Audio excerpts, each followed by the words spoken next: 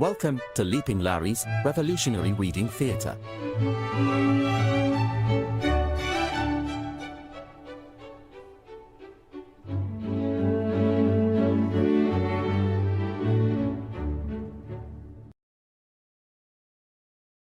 Okay, and we are reading from Counter-Revolution of 1776 here by Gearld Horne. Continuing on chapter 5.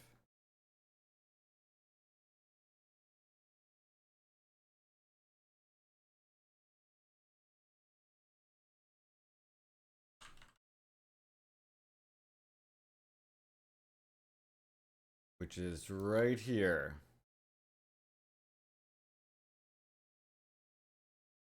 The Stono Uprising, Chapter 5. Will the Africans become masters and the Europeans slaves? One can dream. Whoops. Whoops. Go back. Okay. What was known as Stono's Revolt, a mass uprising of enslaved Africans in September 1739 in South Carolina that led to the massacre of dozens of settlers, took place at a time of rising tensions with Spain and increased restiveness by Africans, suggesting that the newest firewall, that was Georgia, was proven to be quite porous. The authorities thought that what instigated this frightful upsurge was the repeated proclamations issued by St. Augustine by His Catholic Majesty promising freedom to all Africans who deserted from the north. Perhaps if the massacres had been confirmed to the fiery border between Carolina and Georgia, the problem could have been contained. But Stono was simply part of a larger conflict between London and Madrid that stretched to Cartagena. London was unable to seize this city on the northern coast of South America, nor Cuba, while Madrid, despite significant aid from armed Africans, was unable to dislodge mainland settlers in Carolina and Georgia permanently. Nonetheless, one did not have to be farsighted to envision that London had stumbled into a corrosive, long-term problem unless it could neutralize or eviscerate the advantage accrued by His Catholic Majesty in arming Africans. Contrarily, heedlessly and perilously, malice African continued arriving in the southeast quadrant of the mainland, where the Union Jack fluttered, where they became ripe targets for recruitment by His Catholic Majesty.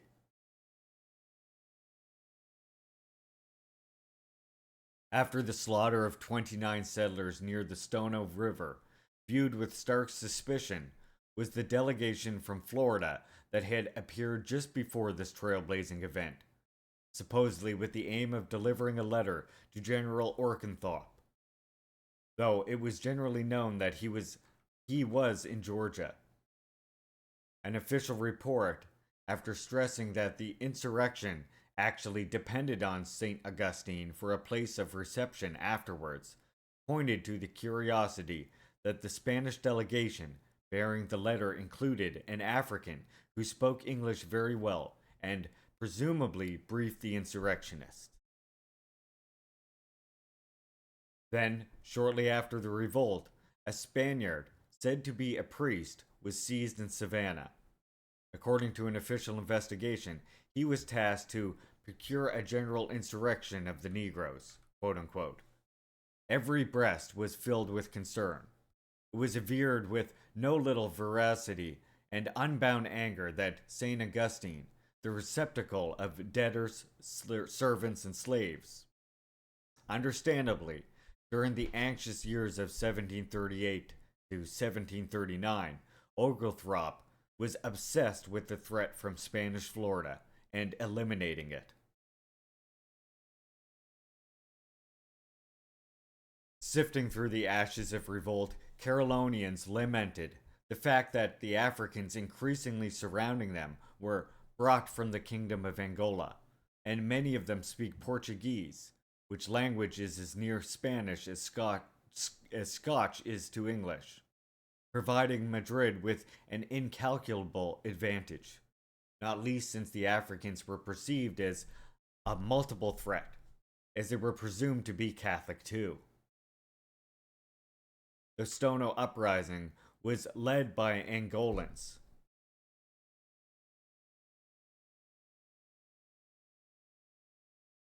The Stono uprising was led by Angolans, who was concluded with dissolution. Worse, as the triumphant Africans headed southward to liberty, their numbers increased every minute by new Negroes coming to them. Some say 100, unquote. There was a rapturous dancing, singing, and beating drums to draw more Negroes to them.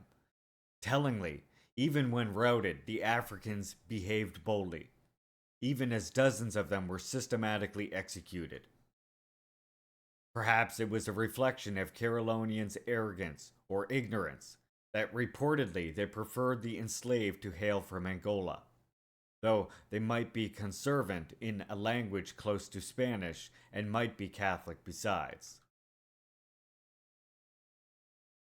The Stono Rebellion arrived at a supremely inopportune moment for the settlers, for it was during those tense days that word arrived in Charleston that a war with Spain had erupted, and it did not require a seer to imagine that the two events were connected.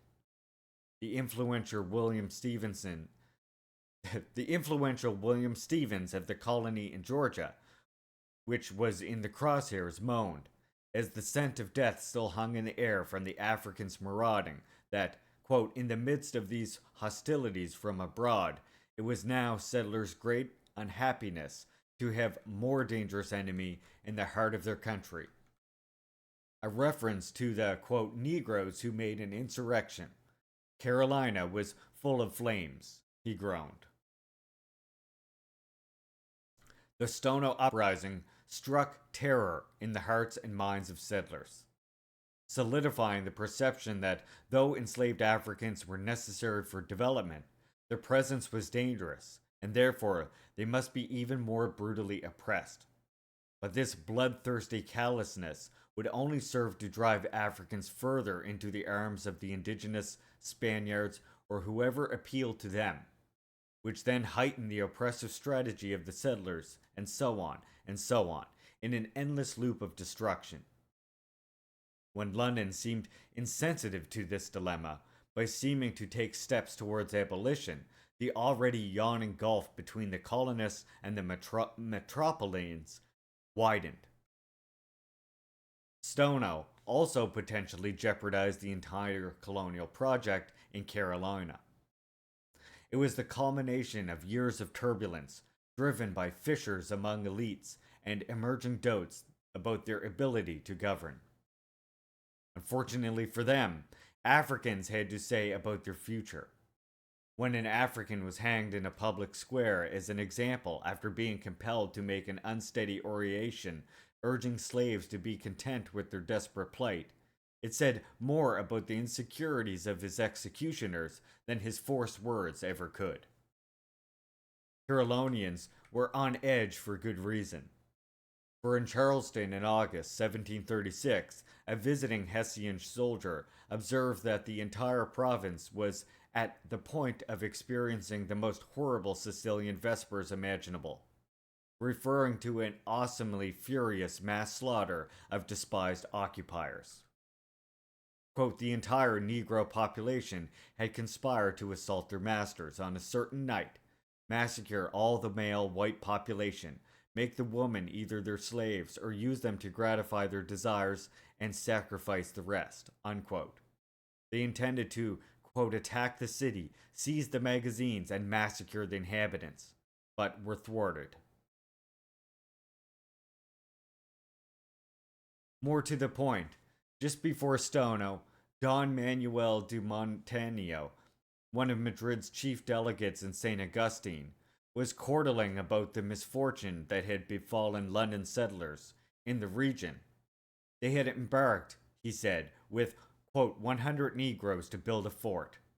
But the enslaved rose, slew all the English, and hamstrung all the horses, then scattered. Supposedly, the runaways inquired about the road to the Spaniards, a path trod by innumerable Africans previously.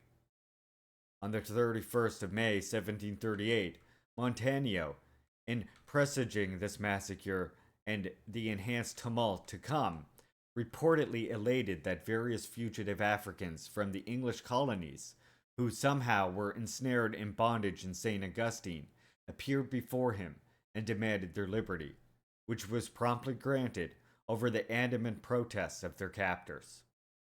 A decision that was bound to increase his popularity among Negroes.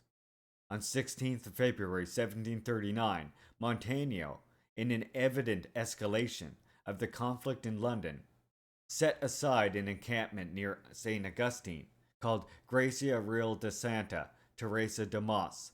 Terrified Carolinians came to refer to it haltingly as Fort Mos or Fort Mosa, the site of a battle-hardened military unit composed of Africans.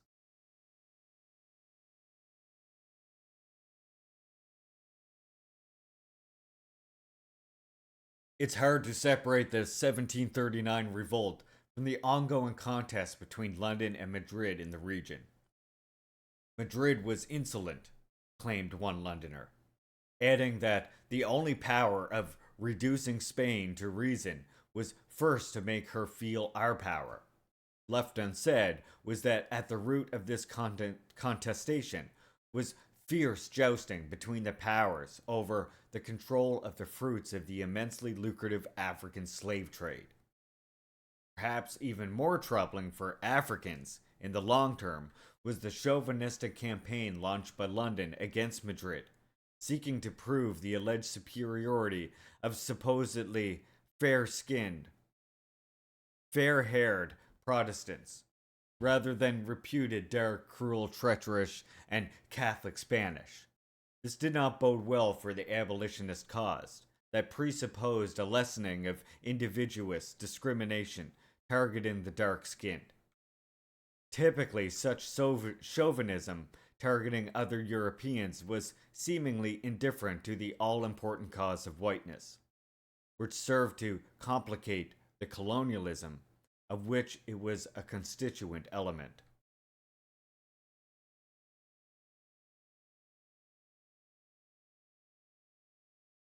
I'm not gonna read the name of that game out loud while I'm fucking reading a work that's about, their descendants. William Bull, a leader of Carolina, who had considerable military experience, warned days after the Stoner Revolt of the dire consequences of this event. As if he were reading Montagnio's thoughts. If such an attempt was made in a time of peace and tranquility, he asked, what might be expected if an enemy should appear upon our frontier with the design to invade us? Which he well knew was not a hypothetical concern. Bull had been thinking along these lines even before the flames of Stono illuminated his thoughts. In early 1739, Bull recommended an expedition against St. Augustine, prompted by the dangers provided by the Spaniards, giving open protection and encouragement to the Negroes. Bombs, mortars, and an engineer for the use of them was demanded urgently.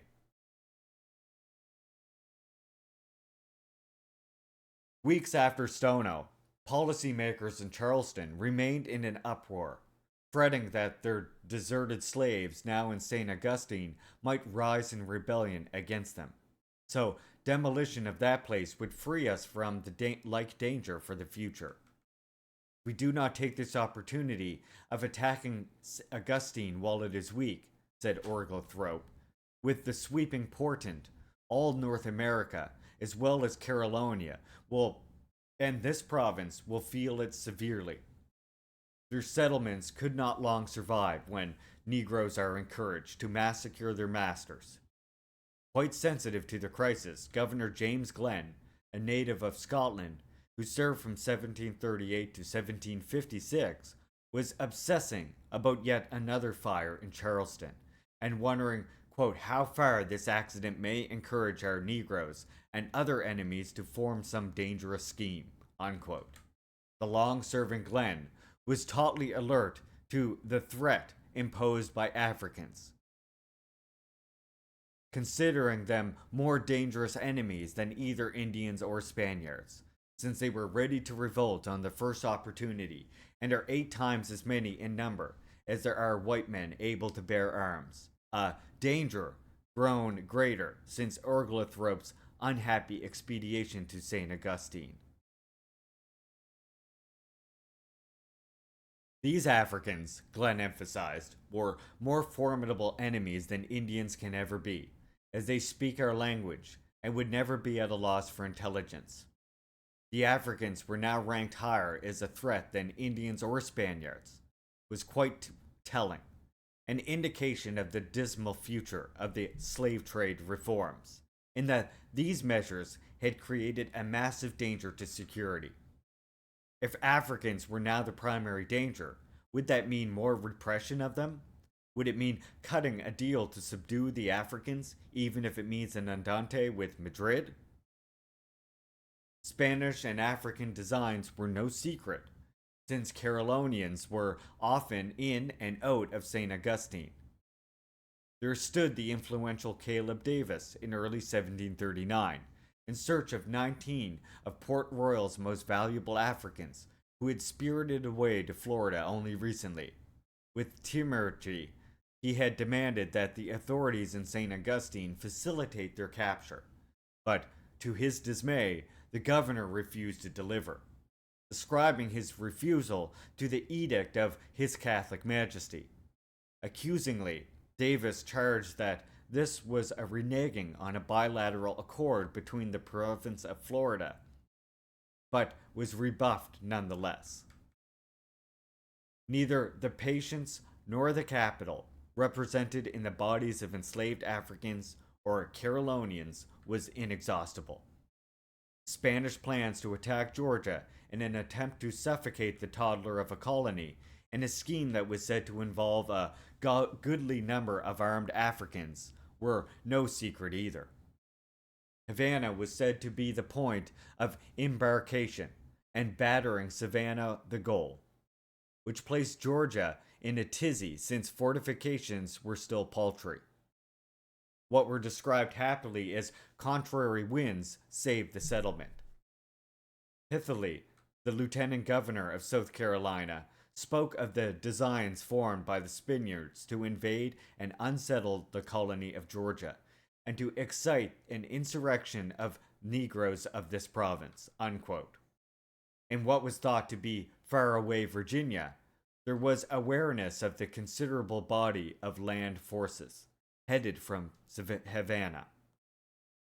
Spanish bravado, said William Gooch, was designed to intimidate the people of Georgia from prosecuting their settlements.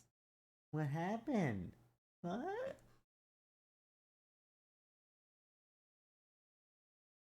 Feeling concerned, mere days after Stono, General Oglethorpe tried to arrange an attack on St. Augustine.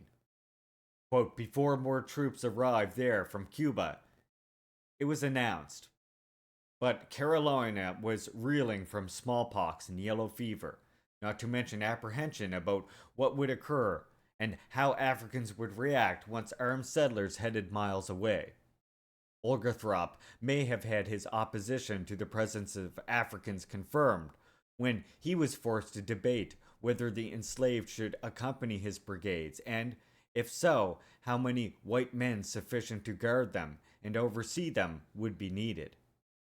But this was a mere piffle compared to the basic matter of survival, for he knew that they had to attack Florida. If they did not, all British colonies on the mainland would be jeopardized. A defensive war had to be launched in order to free these colonies from St. Augustine, from whence their Negroes were encouraged to massacre their masters. This led to an uncomfortable, perhaps untenable decision, including Africans in an armed attack designed to bolster enslavement of Africans. Thus, 800 Negroes would be included in the attacking force, and 160 white men to guard and oversee them. A cumbersome force at best. They were able to inflict some damage on St. Augustine in early 1740. Though encountering fierce and former Carolina Negroes, there was hardly uplifting. More to the point, after the initial success, they were constrained in following up. Having received advice from Horne that the Negroes were like to make another insurrection. Ultimately, it was determined that the slaveholders who provided Africans to the armed forces would have their expenses subsidized, but in no case should the proportion of the militarized be more than 1/3 blacks to 2/3 white. Unquote. Left unanswered was how effective an attacking force could be when it had to remain constantly on guard against a racial eruption within its own ranks. From London's viewpoint, it did make sense to expend the esquire on military missions involving Africans in bloody conflicts designed to preserve the enslavement of Africans. Would it not make more sense to involve free Africans in military missions designed simply to defeat despised European enemies, for example, Spain? But would settlers bow to the idea of free militarized Africans in their midst?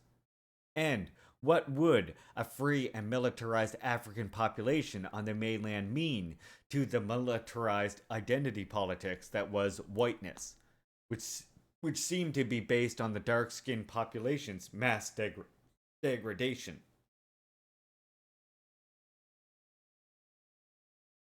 By early 1740, Spanish troops were assaulting Georgia, mortaring the men there, according to Oglethorpe. I pursued them into Florida, he said, where he noticed a fort peopled by Africans and indigenous. They were building a new one of stone called Mosa to protect the plantations they had granted to runaway Negroes who were armed and officered. At that point, there were an estimated 200 armed Negroes at this site. And confrontation with them could easily inspire the Africans alongside him to his detriment. Hey, Neuro Riot. Nevertheless, on the 16th of May, 1740, Oglethorpe attacked Fort Moss, but this citadel was resupplied from Cuba, which turned the tide against him, just as a similar effort had blunted a London offensive in 1702. Oglethorpe's forces limped home, though one observer claimed they fought like lions, yet still lost their lives. It was then that settlers made an angst-ridden appeal to the crown, recounting smallpox in 1738 and pestilential fever in 1739, and now insurrection of our slaves, combined with dangers from abroad. There were enemies very near and far too numerous and powerful for us, it was declared. Oglethorpe's force have been unsuccessful, and the progenitus was dire. We are now exposed to a powerful enemy roused with resentment. And that was not even taking the threat from the French into account. Subsequently, Carolinians discovered that the night before the attack on Fort Moss, many Negroes, mulattoes, and other slaves, between 400 and 500, all told, met with Florida's governor and the bishop, at which point they were informed that if they swore by a cross and would fight well and drive the English out, they would benefit handsomely. Oh shit.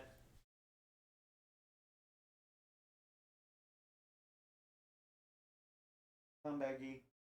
Get my water.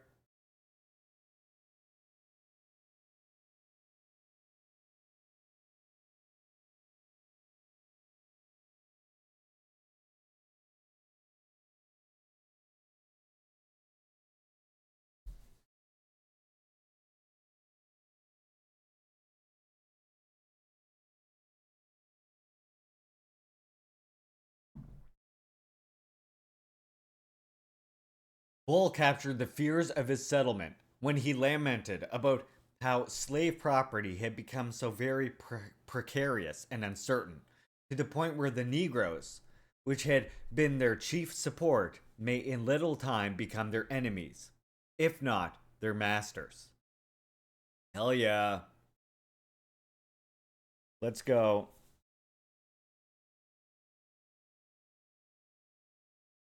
And the ruling elite would be unable to withstand it or prevent it. A plaintive cry that became ever more insistent as the two major mainland trends were revealed more dramatically.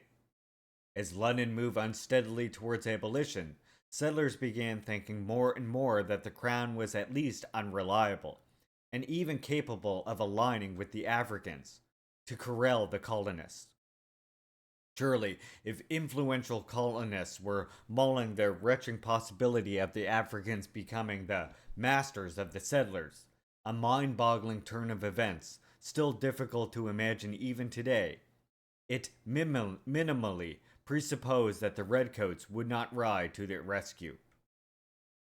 It was Bull who led the radical charge against Spanish Florida and its encouragement of Negro restiveness, denouncing the unsettling reality that in mid 1740s many Africans who had already deserted and others were encouraged to do the same, and even those who had committed the most inhumane murders are there harbored, entertained, and caressed.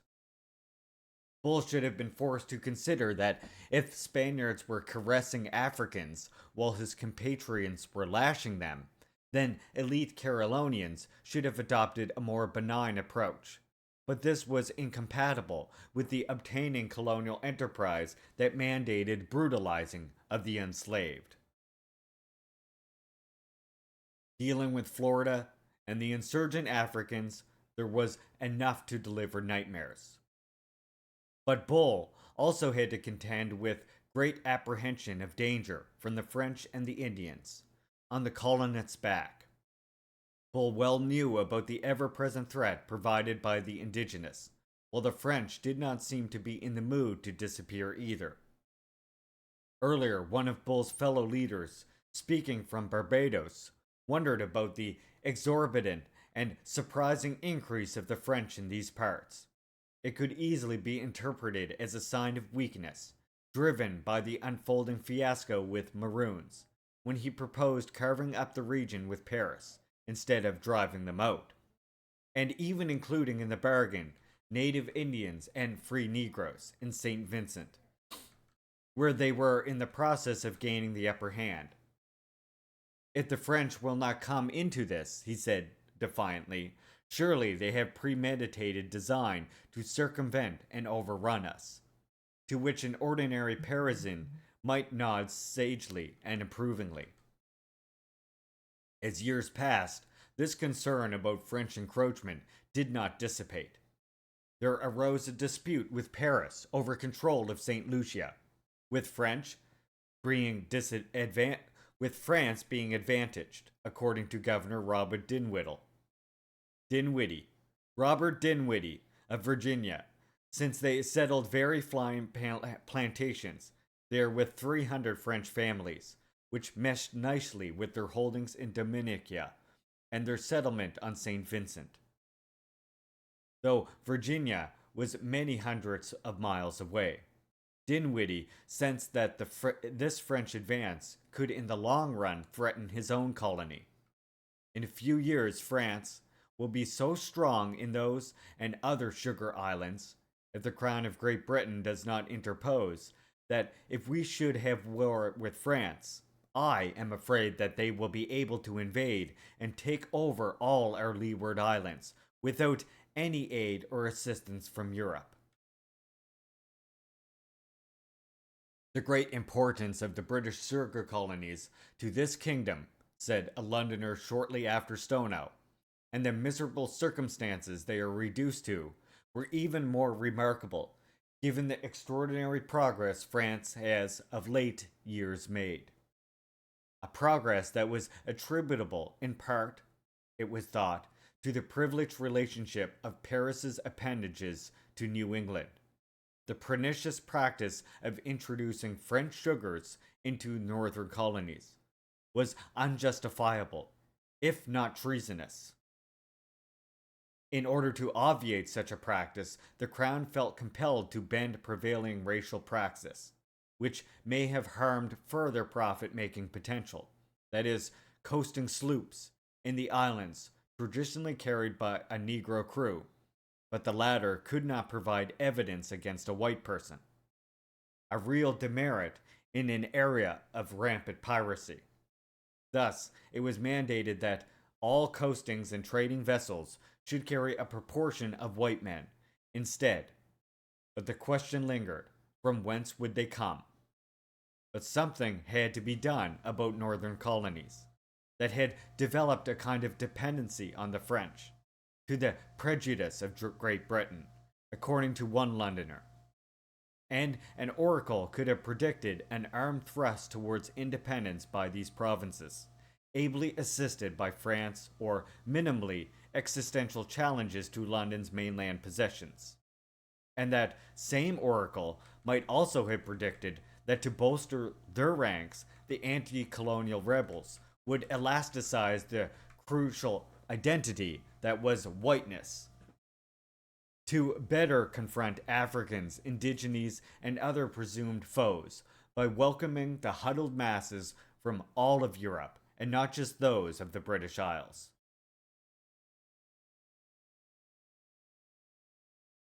For even before the thunderbolt that was Stono, the Africans had begun to upset the neat plan of building the mainland as a hedge against the collapse in the Caribbean. For the distance between the two regions was insufficiently great to ensure that the flames of insurrection in Jamaica and Antigua could not be quarantined there. Carolina planters, even alert to unrest in the Caribbean, and what it might portend for even their own livelihood and lives, kept a close eye on this conflict-ridden region, and with the rise of Maroons and revolts, they had much to ponder. Early in 1739, the slaveholder Robert Pringle commiserated with a colleague in St. Kitts about mutual problems. The fear of an insurrection of the Negroes, and the hope that their wicked design will prove abortive and turn to their own confusion. Just before Stono, Pringle, ever alert to the machinations of Africans regionally, sympathized with another associate in Antigua about how supposedly that, quote, island has already suffered by putting too much trust in Negroes, unquote, whose most recent uproarious ructions had barely been put down. Then Stono erupted, and Dixie slaveholders may have been excused if they descended into feverish conniptions and the premonition that the end was nigh. The perception was growing that London and the Catholic powers could not coexist in North America. A sober Carolina investigation reviewed the sorry record, coming as it did after Stono, and after the failure to destroy Fort Mose. It appeared to be a summary of events pointing to a Copernican shift in London's approach to the mainland. Perhaps not Africans becoming masters, as Bull had hinted, but something similarly dire nonetheless. St. Augustine had been plundered in 1702 by redcoats, and may have been taken altogether, but for hurried aid from Havana. Then, in 1704 and 1706, Spanish and French forces, accompanied by mustees and Negroes and 200 Indians, retaliated in kind in Carolina. Then, in 1715, the Yamassees were accompanied by Spaniards, leaving devastation in their wake. Then, in 1727, 1728, there was a repeat of performance by the Spaniards, with luring slaves being a goal in all cases. Then there was a notorious edict from Madrid, transmitted by the beat of a drum in 1733, all culminating in Stono. The conclusion? Something had to give. The antagonists of British settlers had to be defeated, and the Catalonia elite much preferred to see the blacks of the Spaniards and French and their indigenous allies. The problem was that the settlers' own harsh maltreatment of Africans made defeating the Catholic powers difficult. An entente with these powers could, however, open the door to a major victory for the settlers, while bewildering London and the enslaved simultaneously. Shocks to a system, which is what Stono was, inexorably bring more far-reaching thinking, as the humdrum and the mundane are seen to be easily overturned. In sum, Spanish and French designs on London holdings showed no signs of abating, which also meant that settlers' angst was not due for elimination either. Stono showed that Africans were straining to be free of the Union Jack as well, while profit-hungry settlers were willing to sell the rope that might be used to encircle their pasty necks. I gotta read that again because I had hiccups or something. Stono showed that Africans were straining to be free of the Union Jack as well, while profit-hungry settlers were willing to sell the rope that might be used to encircle their pasty necks. Suggestive of how the 1730s had marched the mainland to this turning point were the startling words of the powerful William Byrd in Virginia, who had brooded that similarly startling idea of curbing the slave trade. Fear was a major reason, for, as he acknowledged freely, multiplying these Etho-Europeans amongst us could ignite the always hovering servile war. If a chain is only as strong as its weakest link, the fact was that the Carolina-Georgia-Florida border had become the weakest link in London's chain of mainland colonies, thereby jeopardizing them all. In June 1740, William Stevens received intelligence again of another rising of the Negroes in Carolina, which, unless soon suppressed, has the appearance of greater danger than any of the former. This time, Charleston was in the bullseye, and 150 furious Africans were on the march. In defiance, he said, reacting with brutal rage. The authorities began executing them systematically. Quote, "They were daily hanging, 10 in a day," said Stevens, although he still worried that the Africans might soon be breaking open stores to find arms, as they did the last year, given how vastly disproportionate the number of white men is to theirs. He remained alarmed about how precarious things were. This worry was not misplaced, for it was not long before Oglethorpe himself had warned to expect an invasion from both French and Spaniards, who, if they succeed here, intend to push their conquests as far as Virginia, since they may have too much reason to hope for success. Why? Because all North and South Carolina being full of provisions and containing 10 slaves to one white man, besides a very busy faction stirring at Carolina. One sec.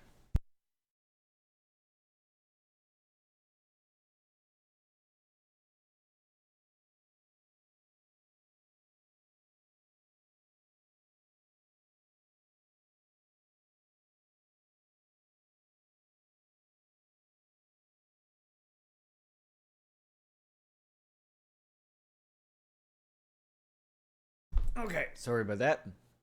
Yet Byrd's words were destined to be ignored.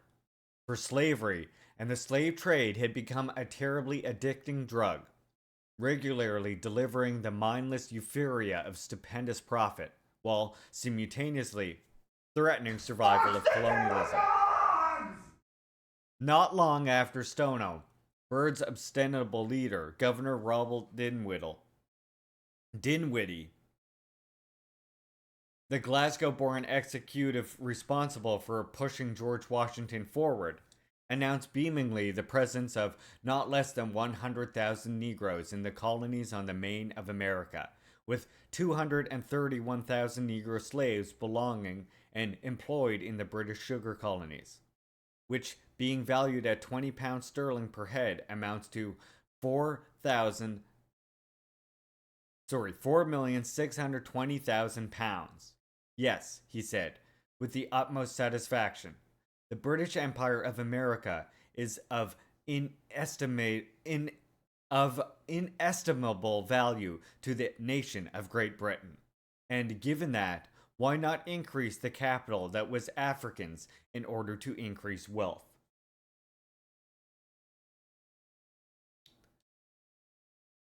Indicative of the crushing contradiction in which the mainland provinces found themselves was the reality that just as Byrd was considering curbs on this odious traffic in Georgia, which had attracted a ravenous attention of Spaniards and Africans in Florida, there were already an attempt to remove the already leaky net constructed to exclude Africans. The Earl of Egmont dismissed these proponents in late 1737 as malcontents, bent on great mischief, but that many had been influenced to think with them, was indicative of the trajectory of the near future. Oglethorpe, who rallied against this veritable inevitability, found that the poor people of Savannah, many of whom are deeply in debt to a local merchant, felt obliged to sign the petition for Negroes, which affirms that white men cannot work in this province. Perhaps the poor people saw riches emerging from this deviation of the colony's origin, though Oglethorpe argued that if the petition is countenanced, the province is ruined.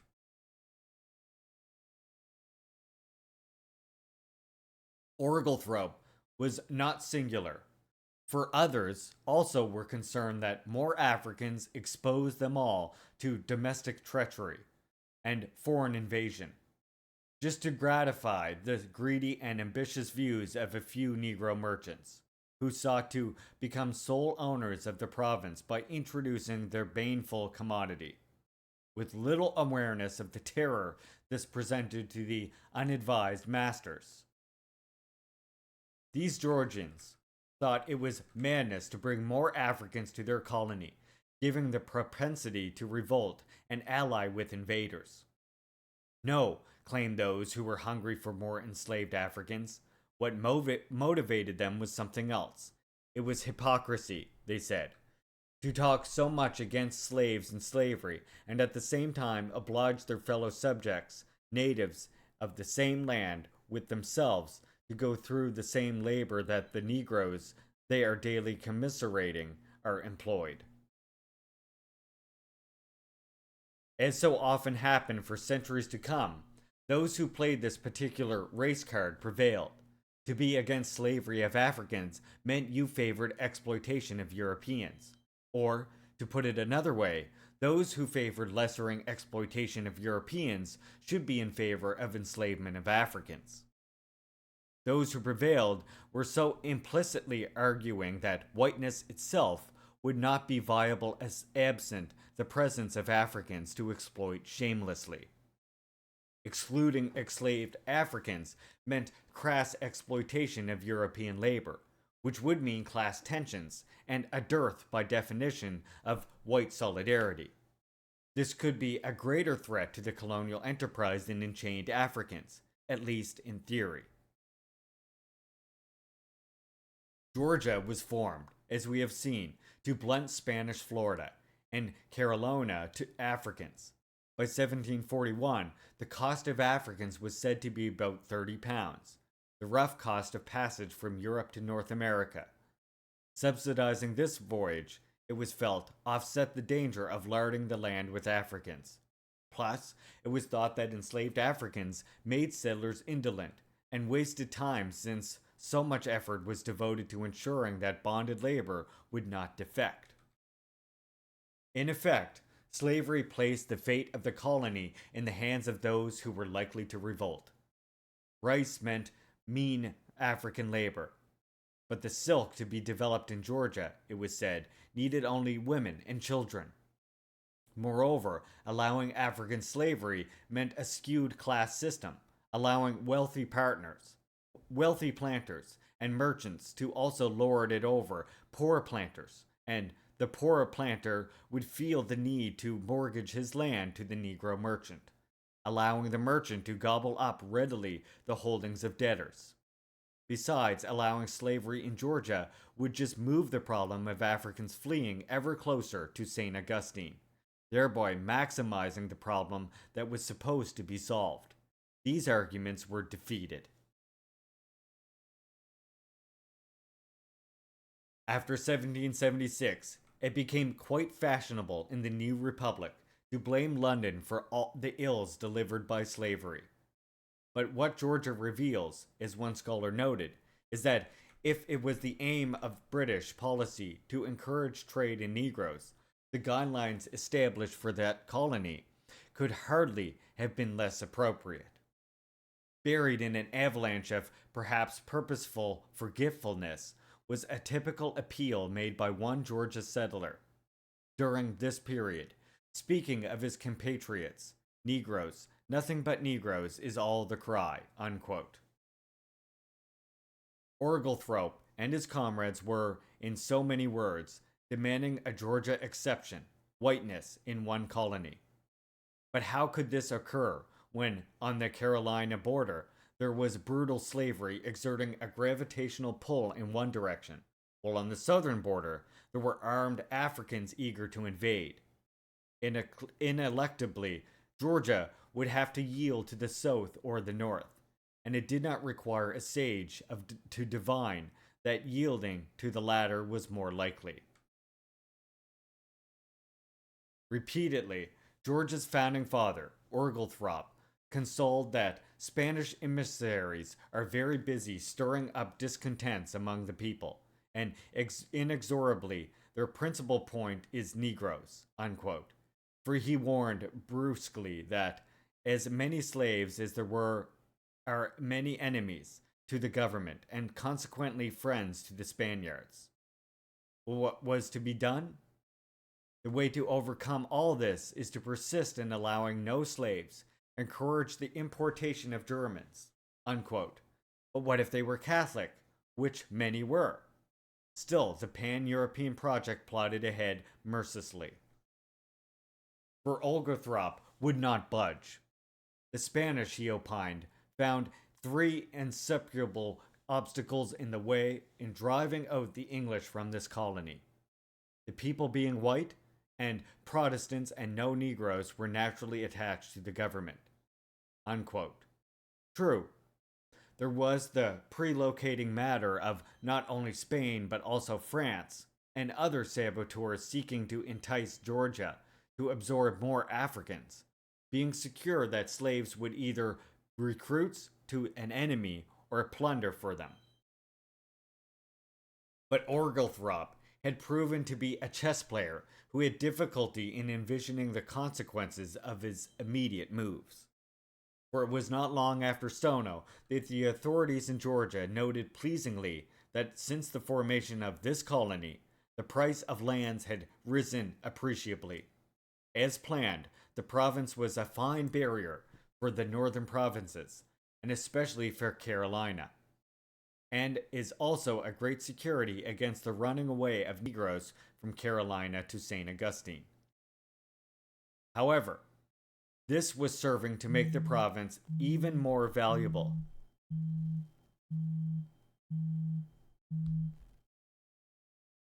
Than contemplated initially, which in the prevailing logic of the mainland had to mean increased demand for absurdly profitable enslaved Africans in Georgia, a trend he opposed. Sorry, I just noticed I got an alert for natural gas leak in your area. That sounds good for me. Sounds like it'll be good. My phone is just going wild here. Please stop. I get it. Okay, there's gas leaking. I don't know what you want me to do about that. Initially, South Carolina had been viewed as an extension of Barbados and the Caribbean generally, with Georgia belatedly organized as a protective membrane, halting Lansing offenses from Florida that could possibly reach the reward that was Virginia. Phone is just. How many times is it going to tell me there's a gas leak? I can't do anything about the gas leak, I promise you that. Jesus. It's natural, it's good. Yeah, no worries. It just light me on fire, that's all. But reforms of the slave trade sent more Africans to the region, complicating security profoundly, while developing the economy and bringing fabulous wealth to some colonists. Then Antigua, 1736, and what was thought to be a humiliating settlement with Jamaica, Maroons during the same era, enhanced the value of mainland colonies, even though astute Londoners already had perceived that the Europeans and Africans arriving with regularity there were increasing the tendency towards independency. But options for the crown were narrowing. Evidence was emerging that, in light of the calamity in Jamaica, settlers were not only liquidating their holdings, but were now selling Africans at fire sale prices to Spaniards. A clear signal from an important market that combined the French plans in the region indicated further pessimism about London's future in the hemisphere. Then Stono related plots and Madrid's penchant for collaborating effectively with Africans began to raise further doubts about the future of the mainland provinces. Tentative moves towards abolition by London could possibly checkmate Madrid, with the creation of a buffer class of free Negroes who could then be armed. But would not this infuriate mainland settlers, impelling them recklessly towards independency?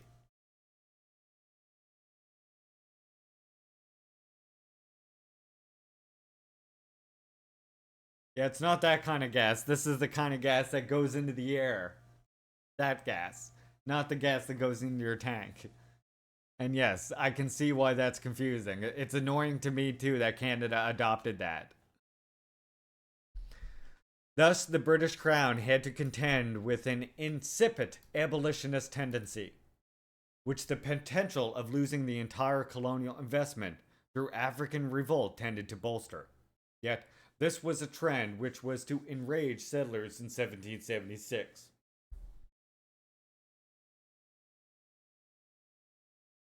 A British pastor traveled overland from Maryland to Georgia in late 1739 and was highly displeased with what he espied. The miseries of the poor Negroes angered him. "I thank God has a quarrel," he thundered, "with you for your abuse and cruelty to the poor Negroes." Unquote. Given the atrocities perpetrated against them, he wondered why there were not more instances of self-murder among the Negroes, or that they have not more frequently rose up in arms against their owners. Virginia has once, and Charleston more than once, been threatened in this way, he said in a manner that suggested he would welcome further revolts. He twisted the knife further by warning that a foreign enemy is now threatening to invade you, which, combined with African unrest, could spell doom for the entire colonial project. His words were mirrored by those of Samuel Johnson, who began to attack slavery as early as 1740.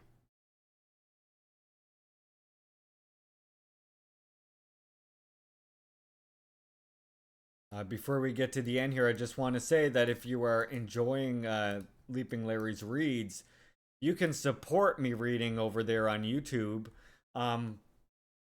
by simply coming here. You can do one of two things. You can simply come here and you can share my tweet right here, which you can, if you go to my Twitter or my socials, I can't show the link. So if you go to my socials, you go to twitter.com/juche_gang, and it will be my pinned post there. If you could share that post, that could be of enormous help. And the other way that you can help me, if you enjoy my readings here on YouTube, you could also go to www.paypal.com/paypalme, all one word, /juchegang. That's all one word, www.paypal.com/paypalme/juchegang. And send me a few dollars if you appreciate my reading. Thank you, YouTube.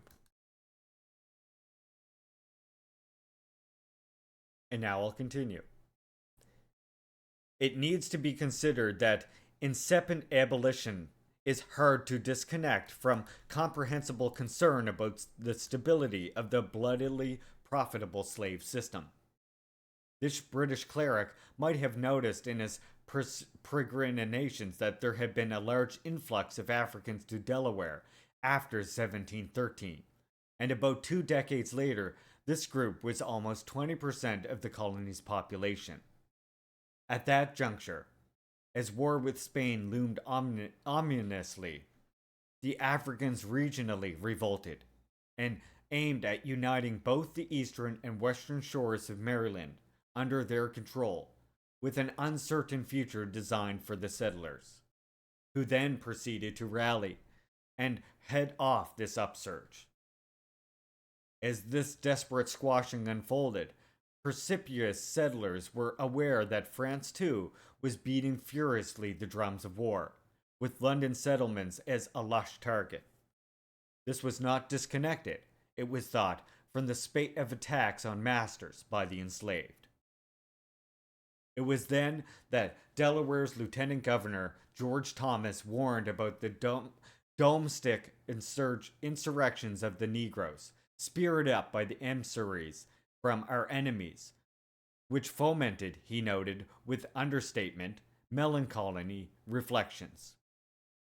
That the administrative center, that was Newcastle, was without any guard at all, made the situation even more dire, particularly since Spanish privateers took many prisoners on the coast last summer.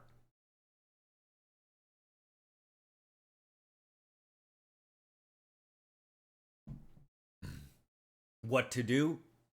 Like a mantra, Carolinians decided it was absolutely necessary to get a sufficient number of persons into this province in light of an unhappy accident at Stono, treating as more detail from whence in Europe they would come and how to bar Catholics and other presumed pro-Madrid forces from infiltrating under racial cover.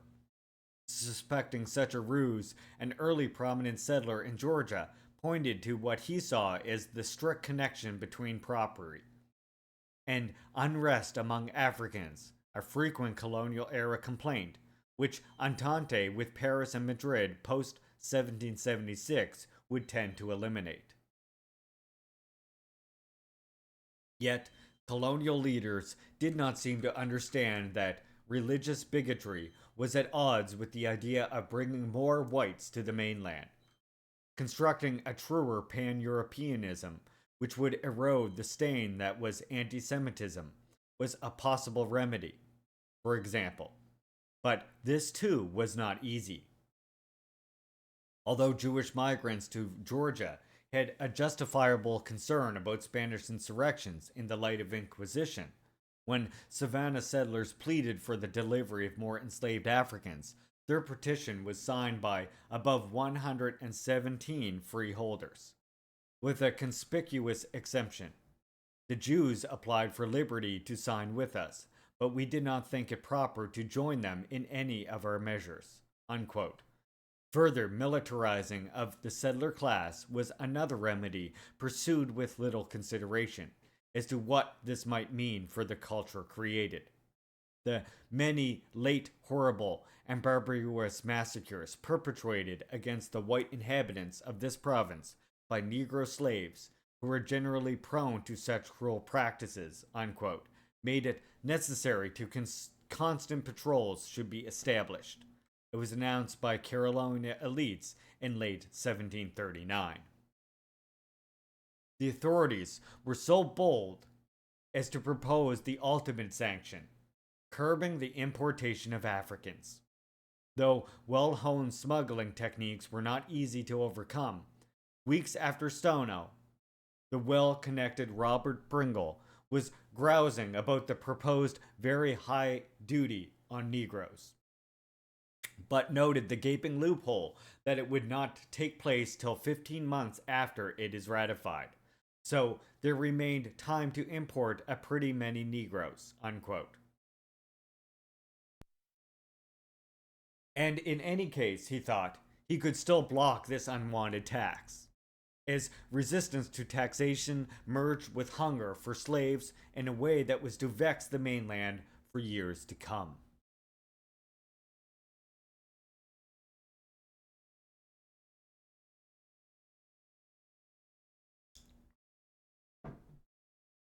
Despite the imminent threat to security brought by the presence of so many Africans, like hopelessly hooked addicts, they were those who were so enamored with the slave trade that they were willing to risk life itself in search of its magnificent profits.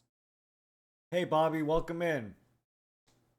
What is startling about the Carolina-Georgia border at this juncture is how droningly repetitive were the problems, and how, just as repeatedly, they were concerned attempts to evade these same problems.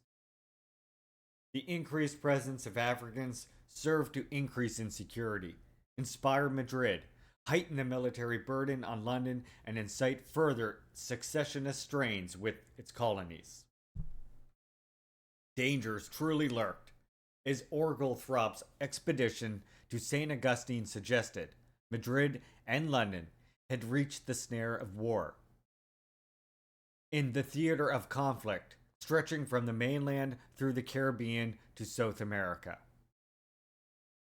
The events immediately preceding and following Stono were part of a larger tapestry of war between the two powers, colorfully abbreviated initially as the War of Jenkins' Ear, which included Admiral Edwin Vernon attacking Portobello in July 1739, leaving London agog. Then there was the bombarding of Cartagena in March 1740, leaving major losses on both sides, before a retreat to Port Royal, making Madrid play defense circumscribed its ability to launch an offensive against Georgia and Carolina. In the short term, conflict with Spain brought opportunity, more privateers driving up profits, and grumbling, certainly about conscription, though relieving pressure on mainland settlers was a prime cause of this new anti-Madrid campaign. When Cuba was taken, the Duke of Newcastle was told, Great Britain will then be able to absolute possession of the key of the West Indies, of an island most valuable to herself and to those her northern colonies. The whole navy of England could dock there. As to the American levies, they were proceeding briskly, even beyond what could be expected, which was thought to be a positive sign for the future efforts to oust European rivals altogether from the hemisphere, though this optimism did not take into full account that these levies, or conscripts, were increasingly sullen about what was befalling them.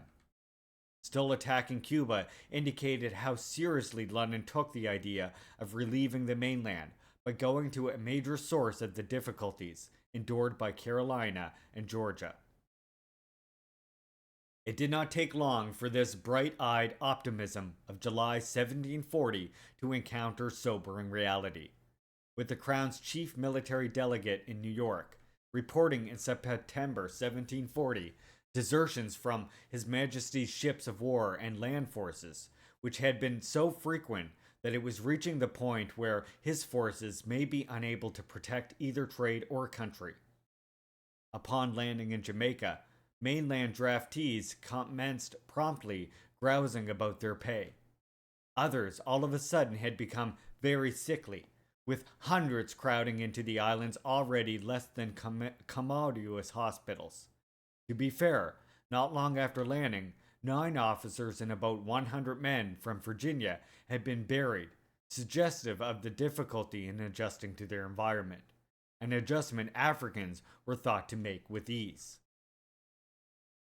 As noted, in addition to Havana, Cartagena was also an attractive target for London, and here Africans under the Union Jack could prove crucial, not only because of the presumed impact of the climate, but also, as one analysis observed, because this importantly cited town contained about 4,000 Spanish inhabitants and near 20,000 mulattoes and Negroes, who were all at their ease and would be thought very rich in any other place. Unquote. Ebony soldiers could infiltrate more effectively, it was believed. Similarly, Veracruz, also in the gun site, was a city where it was reported, quote, most of the inhabitants are mulatto, of tawny dark color, unquote. While there were a number of Africans there who had become considerable merchants. Though little consideration was given to how the relatively deprived Africans under the Union Jack would react to what could only be considered surprising scenes. As things turned out, the 1741 Battle of Cartagena was a watershed moment in the mainland push towards separation from London, in that African troops were deployed promiscuously on both sides, reminding the Crown that the mainland project of relentless despotism towards Africans had severe limitations.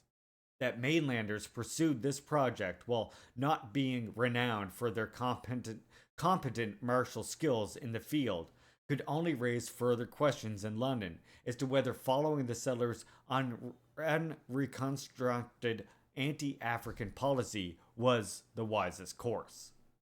Yet Cartagena was a larger lesson for London, for in 1741 the Redcoats seemed on the verge of a stunning victory after seizing this port and fortifications, and then their attempted penetration of the town itself was repulsed, with Africans playing a major role in the defeat. Though this conflict was driven in no minor way by Madrid's quest to conquer London's mainland colonies, the denizens of the latter were not pleased when they were conscripted to fight, which was understandable since so many filthy luttra could be garnered via slavery and the slave trade, which slogging through Cartagena could forestall. Worse for London was the Crown simultaneously recruiting and arming Negroes for this war, which gave heft to the increasing plaint on the mainland that settlers were being treated like slaves, for in a certain way they were. When London moved to pay settlers at the same rate that compensated Jamaican Negroes, such a claim could be more easily gain traction. Africans from Jamaica were also authorized to share in the booty of plunder, alongside mainland settlers, which was the truly bonderous wages of war. This too could launch the upsetting charge that Euro-Americans were being treated like slaves. Early on, Lord Cathcart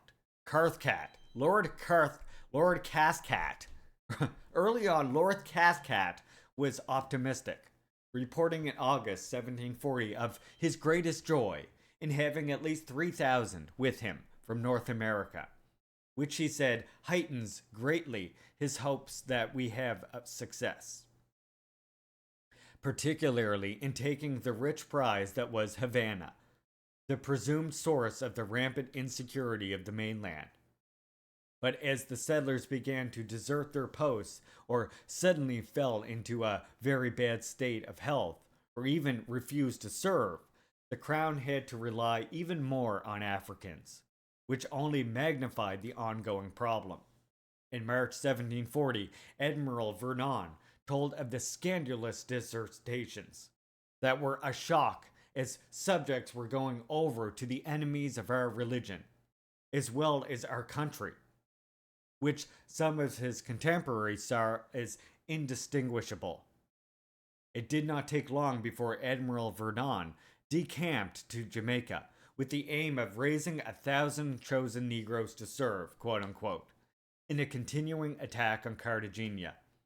Planters in Jamaica, perhaps wishing to rid themselves of troublesome Africans, offered to raise 5,000 instead. Dorian. Epjulasi, comrade. That means welcome in. Gather round. Something around that. It's translated thusly. Welcome, gather. I hope you're feeling included, type thing. This increased reliance on Africans occurred not least because of reports from Havana that this city was armoring. A Spanish prisoner told the Royal Navy that fortifications had greatly augmented, along with the number of troops, which included a sizable number of the Negroes and mulattoes, quote unquote.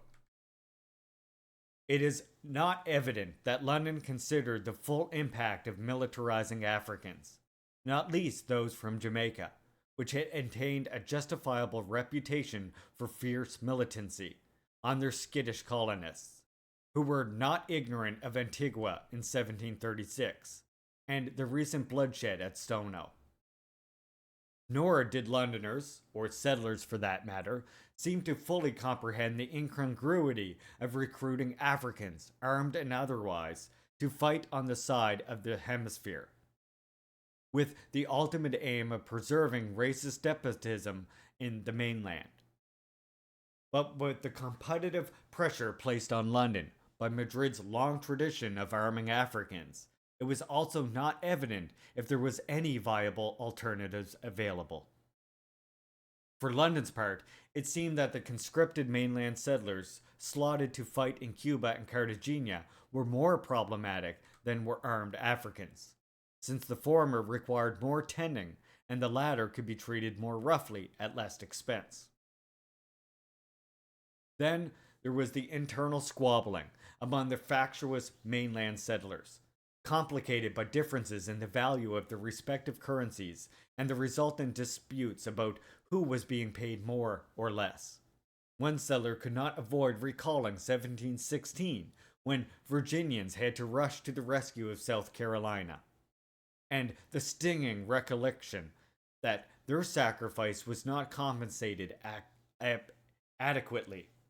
Then, London worried about the political reliability of those who were ostensibly on their side, since many of the American soldiers, said one analyst, were suspected to be Irish papists, and ergo, not so closeted fans of His Catholic Majesty. Yet, manpower deficits meant these subjects had to be deployed at strategically sited Cartagena, though cautious voices advised to employ them principally on board the fleet. Would not replacing these assumed papists with Africans make more sense, since what was flaring with Spain was more of a religious than a racial conflict? Moreover, as should be evident at this point, the settlers' model of development, heavily dependent on tireless oppression of Africans, was incongruent with London's developing global ambitions, which did not rule out arming Africans. This settler model meant increasing appeals to London for rescue from Madrid's forces bolstered by Africans, which could only mean diverting attention from what was becoming a lucrative preoccupation: India.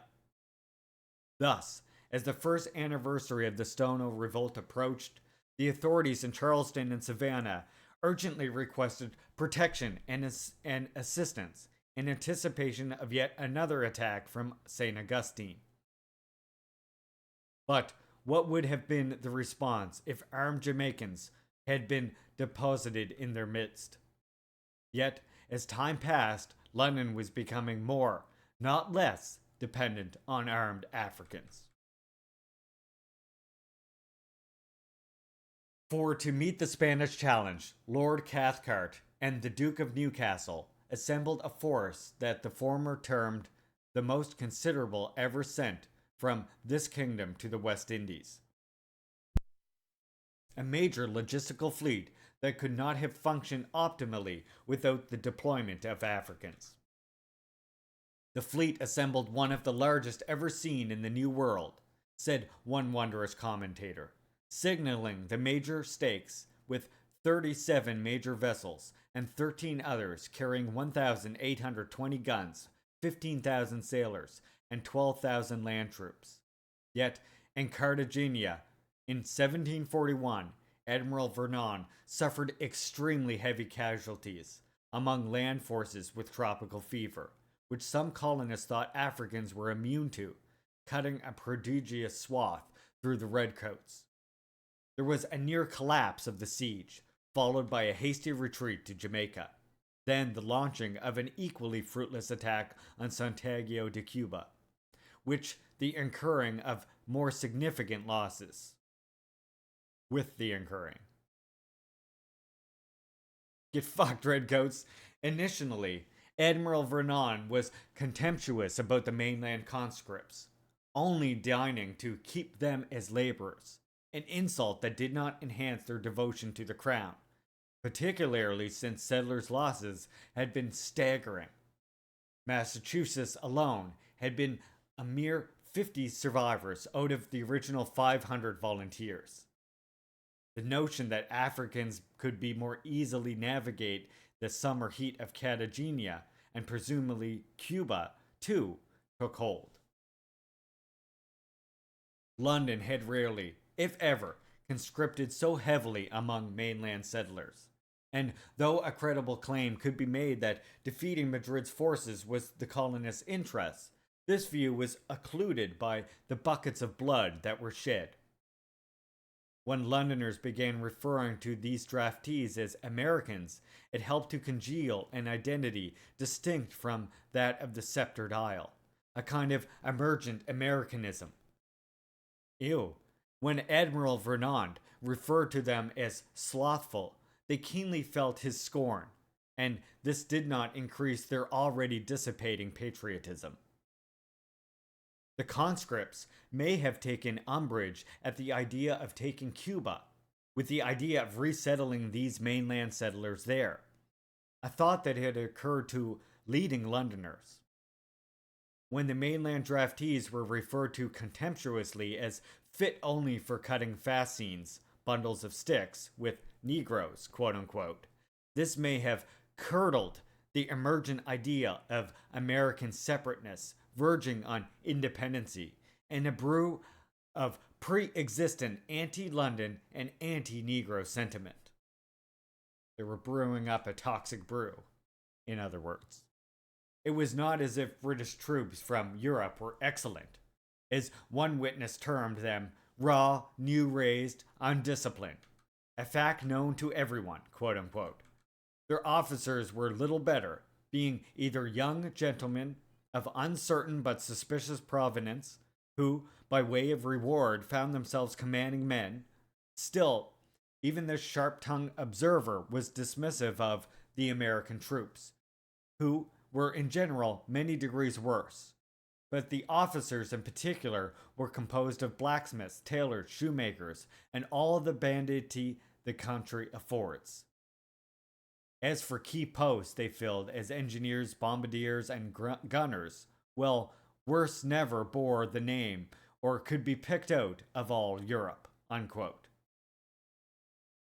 While mainland settlers were bickering with the metropolitans and licking their wounds, Spaniards were mobilizing.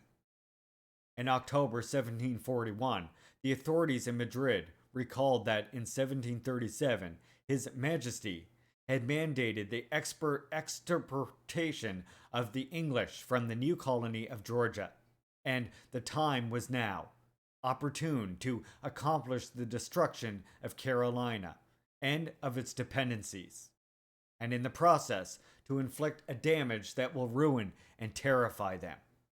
The orders were explicit: devastate it by sacking and burning all the towns, posts, plantations, and settlements, unquote. By December 1741, the Royal Navy was advising that the coast of North Carolina is very much infested with Spanish privateers, who have even landed in the country and carried off hogs and black cattle to the great terror of the inhabitants of those parts. By May 1742, Don Juan Francisco de Guimarães de Las Castillas was coolly and confidently advising that he was expecting, at the very least, that his forces will, without the slightest hindrance, forthwith destroy all the plantations as far as Port Royal, unquote, in the process of seeking to lay waste to Carolina and its dependencies. Part of his far-reaching plan involved trying to find means to notify the Negroes, quote unquote, so they could effectively collaborate in the cause, effectuation of which would certainly mean the complete success of Madrid's plans. In May 1742, 8,000 men had been dispatched from Cuba to invade Georgia and South Carolina. They had successfully reached the outskirts of Savannah. Only took me the whole chapter to start saying Carolina correctly. The hell? Seemingly crafted to intimidate these settlers was the presence of the entire regiment of Africans, staffed by African officers, and another similarly outfitted regiment of mulattoes. Predictably, mainland Negroes fled to enemy lines, worsening the crisis. One flustered Georgian concluded accurately that the Spaniards depended much upon a revolt of the Carolina Negroes, quote unquote, for victory. He thought they had inserted spies and correspondents among the Negroes. Oglethorpe agreed that the Spaniards have intelligence among the Negroes, adding mournfully, "I know nothing can stop them because of this distinct advantage." The metropolis, too, seemed stunned by the sight of armed and uniformed Africans assaulting mainland settlements. In distant London, there seemed to be a shock at the heavy deployment of Africans by Spanish forces, and perhaps more than a scintilla of nervousness, since this would inevitably place competitive pressure on redcoats to act similarly, which in turn would enrage mainland settlers. In the Spaniards' attack on Georgia and planned to seize Port Royal, they, said the London Gazette, quote, had a whole regiment of Negroes with a company of grenadiers. The reporter was astonished to see Negro officers walking along with the governor of Augustine on shore, and that they were dressed in gold and silver lace clothes like other officers, and that they were kept in the prey as the other regiments, unquote. As if this were stranger than bizarre. This conflict received maximum coverage in London, including the illuminating detail about the incorporation of former Carolina Negroes in Madrid's camp. A trend that could spell doom for London mainland settlements in the southeast, if not beyond. Also scrutinized in London was an account of the Spaniard taken prisoner in Georgia, who was interrogated about armed forces in Havana and replied that half were mulattoes and Negroes, quote unquote. Surprised interrogators asked if they were slaves and were informed, no, they belonged to the militia, unquote. After a knife was put to the throat of a British prisoner by the Spaniards, he somehow escaped and reported to the authorities that his captors had a whole regiment of Negroes, commanded by Negro officers, clothed in the same livery as the other Spanish regiments, unquote. Madrid felt that the enslaved Africans in Georgia and Carolinas would rise up and join the invaders and set the entire southeast aflame. With victory, the plan was to enlarge the Presidio de San Agustin for further thrusts northward. Oglethorpe felt that 40,000 Carolina Africans would be either an assistance to the invader or a prize worth near £800 sterling to them. Observing from Virginia, Governor William Gooch anxiously noted the presence of Spanish forces that, quote, landed somewhere to the southward of Georgia, unquote, and perhaps not coincidentally, evidence that had emerged of a dangerous conspiracy formed by our heathen neighbors to attack Pennsylvania and Maryland. Elza Lucas, the daughter of a former governor of Antigua, may have been a sense of deja vu when, in the summer of 1742, she found that 1,200 quote-unquote Spaniards had landed off the coast of Georgia, bringing with them alarm and apprehension of danger immediately concerning their plans for the Negroes. There was understandable concern in Williamsburg, for, according to Madrid man in the region, Carolina, once ruined and destroyed, the extermination of London's colonial dependencies will follow. Thus, when Spain suffered a seemingly decisive setback in 1742-1743, blocked in its attempt to crush Carolina and Georgia, exhortations of pleasure poured in from the governors of New Jersey, New York, Pennsylvania, Maryland, North Carolina, and the Bahamas. In retrospect, this setback was momentous, but it may not have been the true turning point in the struggle for hegemony on the mainland between Madrid and London. Still, it was of no less importance than the victory over France that was to come in Quebec thereafter. Nonetheless, it was a harbinger of the reality that befell His Catholic Majesty from 1756 to 1763, when, in a truer turning point, Spain was ousted from Florida.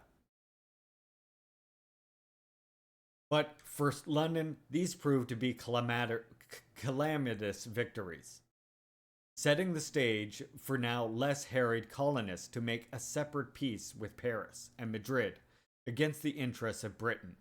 Sly trickery that eventuated in the formation of the nation now known as the United States of America. Stunningly for London, Carolina settlers persisted in trading with Spanish Florida, while fearsome attacks against them continued to be launched from this strategic peninsula. For Oglethorpe, this also proved to be the Pyrrhic victory, for by July 1743, he had abandoned the colony he founded in Georgia, never to return. He had lost decisively in battle against African slavery, now a growing presence that was slated to increase with the punishment inflicted on Spanish forces. It was an ignominious conclusion for a man who had formerly been tied closely to the Royal African Company, whose fortunes were eroded by the rise of private traders, a group growing in importance on the mainland, who then triumphed once more in the colony he had founded. At best, he was an imperfect critic of slavery, since it was well known that he owned slaves and a plantation in Carolina, which compromised his faux abolitionism in Georgia. How could a white pro-slavery wall be constructed next door to Charleston, where Africans from the Caribbean and elsewhere were constantly arriving? On the 8th of January 1743, William Stevens of Georgia heard a strong rumor of a Negro rising, and that 40 of them were on horseback in Carolina. Weeks later, he heard about 30 Negroes from Carolina who were, by agreement, to join the enemy, if they could, perhaps heading his way. Seditious Africans could not be kept out of Georgia, so enslaved Africans might as well be allowed. This seemed to be the cockeyed reasoning among settlers. In retrospect, it is easy to say that seeking to block enslaved Africans from Georgia was truly a fool's errand. It did not take into account how whiteness on the mainland could be easily torn asunder in a welter of religious and ethnic and class tensions among Europeans, unless enslaved Africans were there to soldier and wield this otherwise unwieldy racial category. Surely the retreat of the Spanish offensive on the mainland in the 1740s, blocked from taking over the southeast quadrant, made it easier to ignore Oglethorpe, and to introduce more enslaved Africans into Georgia in ever-increasing numbers. By the spring of 1743, the border between Florida and territories to the north was not on fire. An eerie contrast to the constant fighting that had kept the border aflame almost continuously since Barbadians began to land in telling numbers in South Carolina in 1670. As quiet seemed to be descending on the border, enslaved Africans began arising in greater numbers. The Earl of Egmont was informed of overstocking Georgia with slaves to the point of abuse. This was not consistent with the safety of the province, it was said. Yet, because that trade yielded great profit, there was no end of importing. Indeed, as of March 1742, the writer continued, there were several ships that were already commissioned to pour slaves upon us. On cue, a Georgian cried out for even more Africans to arrive. But Londoners were to find that as long as Africans were pouring onto mainland settlement, this was tantamount to the delivery of more agents of Madrid, bent on creating mischief. The Spanish challenge to the weakest link of London's chain of colonies, the Carolina, Georgia, Florida border, in other words, had suffered a series of setbacks, but was far from being vanquished altogether. And there you have it. Chapter 5.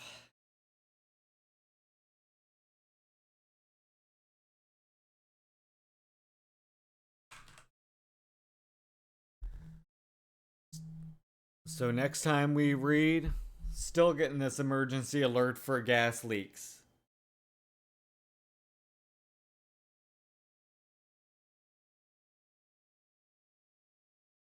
Oh, the gas leak has been resolved. That's good. Yay, I'm not blowing up today, I guess. That's good.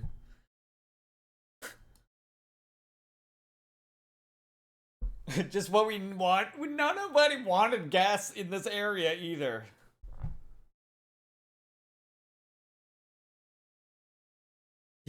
Horne is a great writer.